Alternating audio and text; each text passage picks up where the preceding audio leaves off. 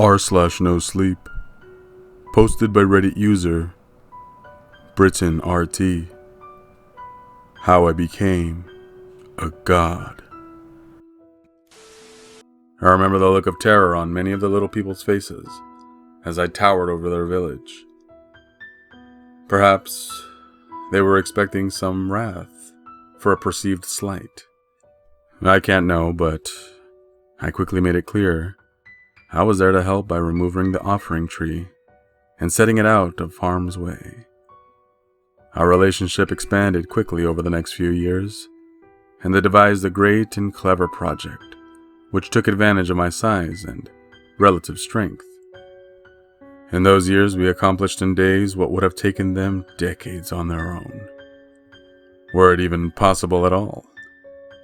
We even replaced the village huts with a more durable collective structure. Stones stacked so tall they dwarfed the trees around them. The giant pile of boulders was carefully stacked to create living spaces to square. A crude pyramid of sorts, I would later come to realize.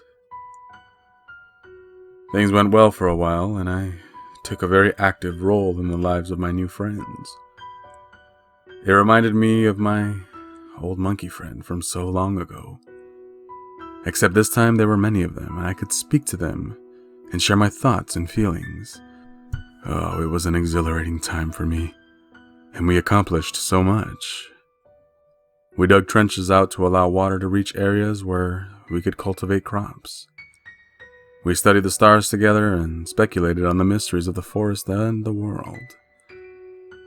I watched friends be born, age, die, only for new friends to appear. After many, many years, though, the number of friends grew and grew and grew. Eventually, there were so many that they began to fight each other over what seemed to be the infinite bounty of the forest.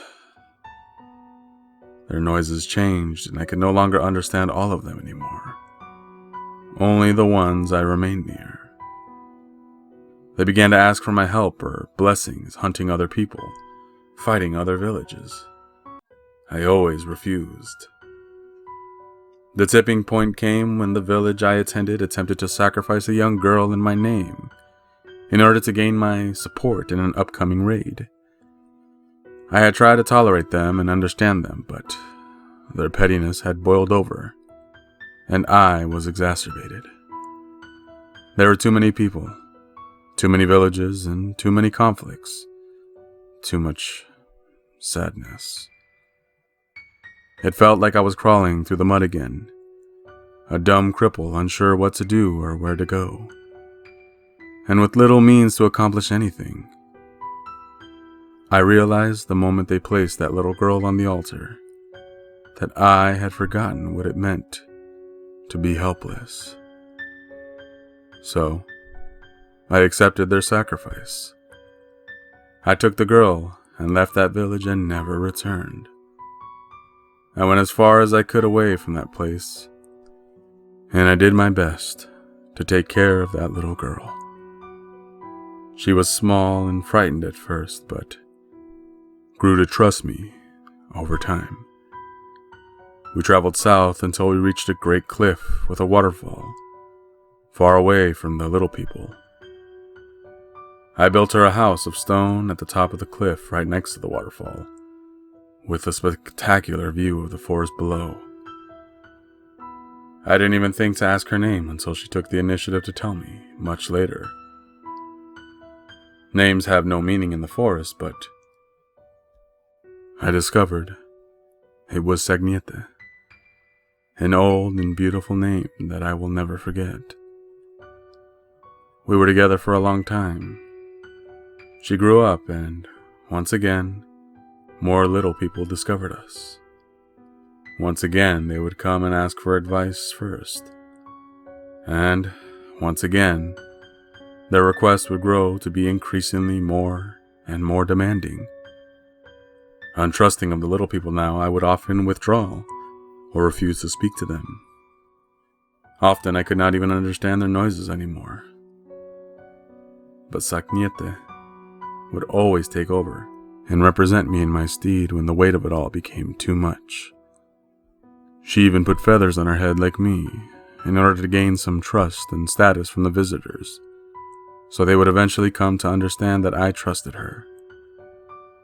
After a time, it almost became expected that she was the one you would speak to when you came to me, which I was fine with. She never once misrepresented me.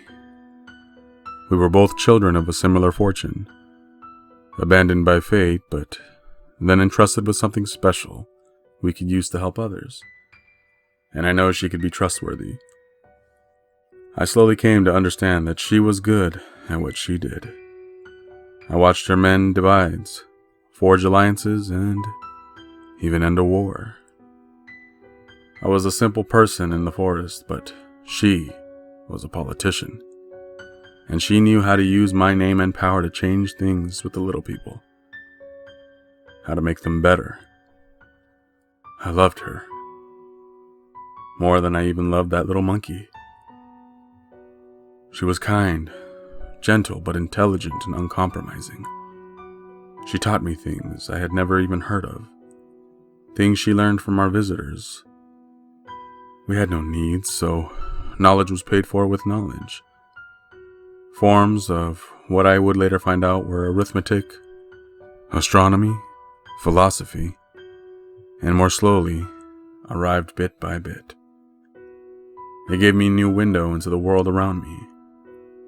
One I had never given its due consideration, despite being more ancient than many of the trees. It always amazed me how these little people were so creative and intelligent. And it was her.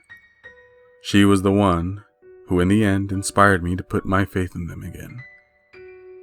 I started to take a more active role once more, but being mostly stuck in one place, I studied and philosophized and tried to make myself useful to the little people in the ways I could. I slurped at knowledge and I offered it back to anyone who asked. I was too big to move so freely around the woods now without laying waste to it. But the little people seemed more happy to come to me. Sagniete even gave me a name. And while the little people had called me many things before, this was the first one I truly took to heart. And in those years, my heart grew nearly as fast as I did. When she died, I was once again heartbroken. It was a tragic accident. Nearly 140 feet now. I was so massive, it was hard to even move through the woods anymore without trampling everything in my path. I tended to just remain in the same spot near the top of the waterfall as a result, and spent most of my time asleep or staring out over the vast, beautiful jungle, framed by the mountains hundreds of miles behind it. I don't know why she had come out so close to me while I was sleeping that night, or what cruelty of fate caused me to roll over. But when I woke up, I found I had accidentally crushed her to death. I could barely even recognize her. I had seen the little people cry before, but that was the first time I myself had ever truly wept. I hadn't even realized I was capable of it. I retreated deeper into the forest after that, avoiding everything. Everyone was so small, and I was so dangerously large. I just wanted to go hide in the cave somewhere and never come out. But even finding such a large cavern now would seem nearly impossible. As was often the case in my life, I do not know how much time passed. Probably ages. But eventually the little people found me again, as they always did. But this time it was different. They remembered my name. They brought me food and gifts. They once again asked for my knowledge and my help to save and improve their lives. I enjoyed their company, despite my distrust, apathy, and depression. Eventually, though, they asked me to come with them to their town, and after much deliberation, I finally agreed. What I found when I arrived was a landscape drastically transformed. The massive destruction of a forest replaced by farmland, and a great city made by stacked stone, much like the one I had made so long ago, but so much more refined and massive. And the number of little people was uncountable. The forest's devastation was so great that I could not even see the trees on the other side of the city. I just stood there, towering over everything, and felt horror ripple through me, from my head to my toes. I felt as though this was somehow all my fault. I should have known this would happen. I should have never helped the little people, for they were so smart that the forest itself had become their prey. Or maybe I should have helped them more, taught them better to be stewards of the forest, and not destroyers of it. They immediately left without a word back the way I came. They followed me, yelling and crying my name for some while, before eventually giving up and returning to their desolation of a home. I went further south, far further south. I dreamed about that bird from so long ago. Was it the last of its kind? What destruction had I myself wrought on it, or its species when I ate its eggs? I wasn't intelligent enough to have such thoughts back then when I did it. But now, it was always there in the back of my mind. How easy it truly is to destroy something beautiful out of sheer ignorance. I finally found a new cave, my cave, large enough for me to fit snugly, and I went to sleep. As always, I do not know for how long. Ages most likely. And once again I was awoken by the little people. They hadn't changed much by my perception, but their noises were new. It took me some time to understand them again, but once I did, they told me of how things were. An empire, they said, greater than before, and cities of stone which fed and housed vast numbers of little people. I could only barely imagine so many of them could survive on the fruits of the forest. But they told me they no longer needed the forest. They claimed to have tamed the wilds.